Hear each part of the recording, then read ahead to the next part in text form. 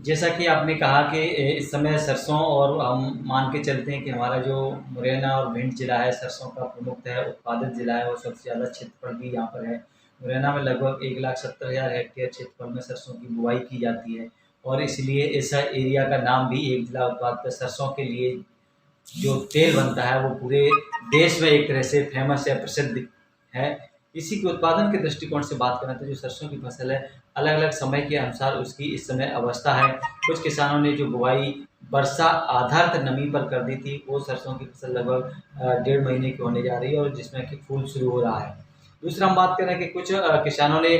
जो बाजरा की फसल काट कर के और खेत में पानी लगा के पलेवा करके बोई थी, वो लगभग अभी 1 महीने की हुई है, जिसमें कि अभी फूल नहीं आया है। तो इस तरह से जो दोनों तरह की सरसों की फसल में उस समय काम करने की आवश्यकता ये है कि जिन क्षेत्रों में पानी की बारिश नहीं हुई है, तो वहाँ पर हमें इसमें इस समय पानी लगाने की आवश्यकता है और जहाँ पर बारिश हो गई है, उस क्षेत्रफल में किसान भाइयों को जो हम कहते हैं कि सरसों की फसल में आवश्यक पोषक तत्वों में नाइट्रोजन, फास्फोरस, पोटाश के साथ-साथ सल्फर की भी इसमें विशेष आवश्यकता होती है। तो जो हमने फास्फोरस और पोटाश की संपूर्ण मात्रा और सल्फर की संपूर्ण मात्रा यदि बुवाई के समय आपने उपयोग कर दी है, तो नाइट्रोजन की जो शेष मात्रा बचती है, उसको हम इस समय देखें कि छिड़काव करके इसका उपयोग करें। दूसरा हम देखते हैं कि जो सल्फर की मात्रा किसान भाइयों ने उपयोग नहीं कर पाई है और सरसों में सल्फर विशेष ज़रूरी पोषक तत्व माना जाता है। तो इस सल्फर की पूर्ति के लिए आपको इसमें सल्फर जो दानेदार रहता है, उसको डाल के उस कूड़ों में डालें लाइन से और उसके बाद इसमें सिंचाई कर दें। इससे भी इसकी पूर्ति हो सकती है। यदि किसान भाई किसी भी तरह से आपकी फसल ऐसा कमज़ोर लग रही है, तो हम देखते हैं कि 19-19-19 एनपीके का जो वाटर सॉल्युबल आता है इफ़को कंपनी का, उसको पानी में घोलकर 1 किलोग्राम पाउडर मात्रा 100 लीटर पानी में घोल के यदि उसका छिड़काव कर देंगे, तो आपकी फसल है बहुत ही अच्छी विकसित होगी, अच्छी वृद्धि करेगी और आपको उसका अच्छा उत्पादन भी मिलेगा।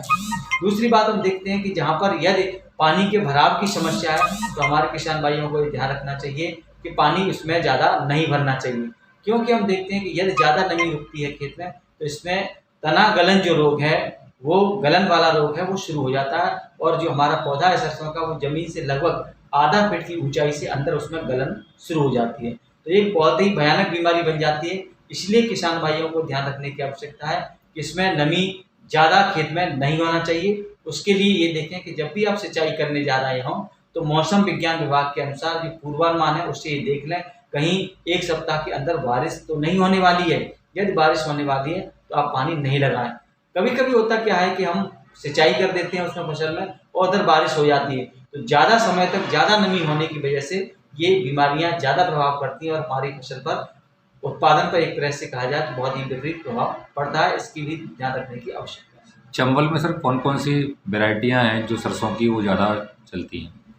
हम प्रजातियों की बात करें तो हमारे जो अनुसंधान केंद्र आंचलिक कृषि अनुसंधान केंद्र मुरैना है, यहाँ पर भी सरसों का अनुसंधान हो रहा है पिछले लगभग 35 साल से। इसी के साथ में हमारे जो देश का अनुसंधान केंद्र पूरा है, वो भरतपुर राजस्थान में है। तो इन केंद्रों के द्वारा जो किसानों के लिए उन्नतशील प्रजातियाँ उपलब्ध कराई जा रही हैं, उसमें